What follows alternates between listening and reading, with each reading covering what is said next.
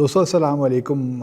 آج سے ہم چاہتے ہیں کہ ایک نئی سیریز شروع کریں، اور مجھے امید ہے کہ آپ اس میں دلچسپی دکھائیں گے، اور وہ سیریز کا نام ہے فلاسفر اینڈ فلاسفی، یعنی کہ فلسفی اور فلسفہ۔ اس کے تحت میں تھوڑا سا جو میری صلاحیت ہے، جو میری کیپیسٹی ہے، اس کے مطابق میں چاہوں گا کہ آپ سے شیئر کروں بڑے بڑے نام جو فلسفے کی دنیا میں ہمیں ملتے ہیں، اور ان کا فلسفہ بنیادی طور پہ ہے کیا۔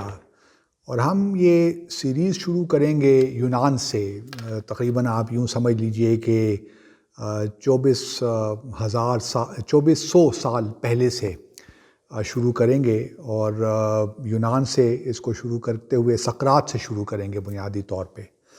تو جب پہلی جو ہے اگلی قسط اس کی جو ہم سقراط پہ فوکس کریں گے، اس سے پہلے میں یہ بتا دوں ناظرین کہ جو فلسفہ ہے وہ بنیادی طور پہ 5 چیزوں پہ اپنا زور آزمائی کرتا ہے۔ ایک تو ہے منطق، لاجک، دوسرا ایتھکس، اخلاقیات، پھر ہے سیاسیات، پھر ہے جمالیات، اور پھر ہے مابعد الطبیعیات۔ یہ 5 ایریاز ہیں جس پہ فلسفہ جو ہمیں ملتا ہے اس پہ بات چیت ہوتی ہے۔ لیکن فلسفہ کا جہاں تک تعلق ہے، ہم زیادہ کوشش یہ کریں گے کہ ہم جو ہے بات چیت کریں سیاسیات پہ، کہ سیاست میں جو بڑے بڑے فلسفی گزرے ہیں یونان سے لے کر آج تک کے ماڈرن دور میں، ان کا کیا بنیادی جو ہے سیاست کے حوالے سے کیا فلسفہ رہا ہے، کیا سوچ رکھتے تھے، اور اس کا اثر آج کے زمانے میں کیا ہو رہا ہے۔ تو ہم ایک یہ سیریز کریں گے، اور میں آپ کا تعارف بھی کراؤں گا کچھ ان کی پرسنل زندگی جو ہے فلسفیوں کی، اس سے بھی جو چیدہ نکات ہیں یا دلچسپ باتیں ہیں وہ بھی آپ کے ساتھ شیئر کروں گا۔ تو میں امید کرتا ہوں کہ یہ ایک اچھی سیریز ہوگی، اس سے تھوڑا ہمارے ذہن بھی کھلیں گے، اور کیونکہ فلسفہ بنیادی طور پہ بڑے عرصے تک تو یہ تھا کہ یہ دیکھتا رہا کہ باہر کی دنیا میں جو ہے وہ کیا چیزیں ہیں، ان کو سمجھنا چاہتا تھا۔ لیکن پھر سقراط کے بعد یہ بھی جو ہے ہمارا وجود، ہمارے اندر کیا ہے، اس کی بڑی اہمیت ہو گئی۔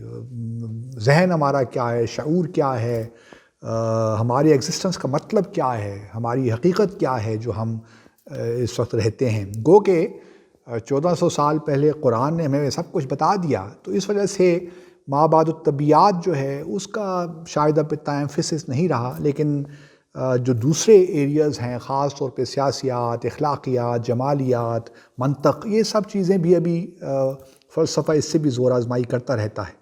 تو میری خواہش یہ ہوگی کہ آپ اس سیریز کو ذرا غور سے دیکھیے گا۔ مجھے یقین ہے کہ آپ کو اس سے دلچسپی پیدا ہوگی، کیونکہ ہم شروع کریں گے سقراط سے، پھر اس کا جو شاگرد تھا افلاطون، پھر ارسطو، اور پھر آتے رہیں گے آگے کہ یونان کے بعد کہاں کہاں یورپ میں کس طرح فلسفہ کی نئی جہتیں جو ہیں انہوں نے کس طرح ایکسپلور کی۔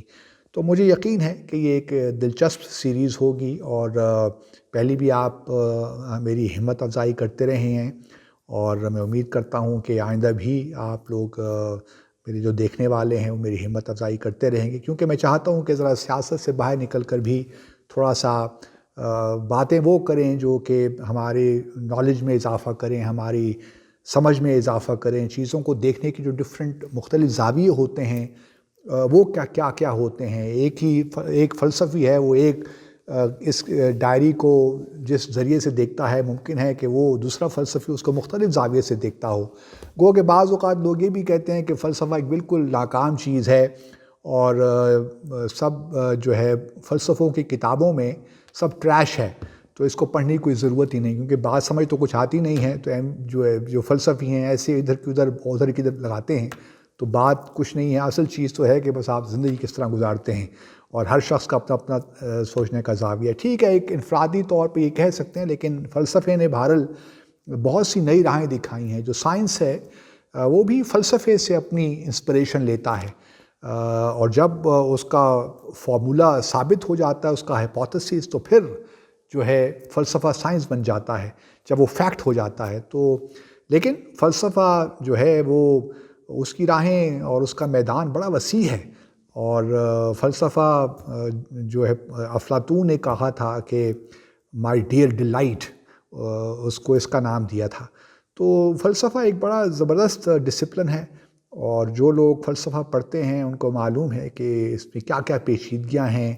اور پاکستان میں بدقسمتی کے ساتھ اتنا رجحان نہیں ہے، لیکن ہمارے ہاں بھی بڑے اچھے اچھے ایسے لوگ نکلے جنہوں نے فلسفہ پڑھا اور پڑھایا بھی، اور ہم ان کو بڑی قدر کی نگاہ سے دیکھتے ہیں، کیونکہ فلسفہ دماغ جو ہے، ذہن آپ مختلف آپ کو صلاحیت دیتا ہے کہ آپ چیزوں کو مختلف زاویوں سے دیکھیں، اور پھر اس سے ڈیڈکٹیو یا انڈکٹیو جو بھی میتھڈ آپ استعمال کرتے ہو، میتھڈ استعمال کر کے کسی بھی سچ ہے، سچ کیا ہے، برائی اور اچھائی کیا ہے، یہ تمام چیزیں فلسفہ اس پہ گفتگو کرتا ہے. اخلاقیات جو ہے، یہ سائنس کا موضوع سخن نہیں ہے. سائنس ایک دوسری چیز ہے. سائنس آپ کو یہ نہیں بتاتی کہ ایول ہے یا گڈ ہے، سچ کیا ہے، جھوٹ کیا ہے. سائنس کا اس سے تعلق نہیں ہے. سائنس آپ کو یہ تو بتا دے گا کہ نیوکلیر ویپنز کس طرح بنتے ہیں، کیا ہوتا ہے، لیکن سائنس آپ کو یہ نہیں بتائے گا کہ نیوکلیر ویپنز کب استعمال کرنے چاہیے، اچھے استعمال کرنے چاہیے، نہیں کرنے چاہیے. یہ پھر فلسفے کا میدان ہے. تو میں امید کرتا ہوں کہ آپ یہ ہماری سیریز دیکھیں گے تو انشاءاللہ اگلی جو ہماری قسط آئے گی اس میں ہم سقراط سے شروع کر کے پھر انشاءاللہ آگے بڑھتے رہیں گے. آپ سب کا بہت بہت شکریہ.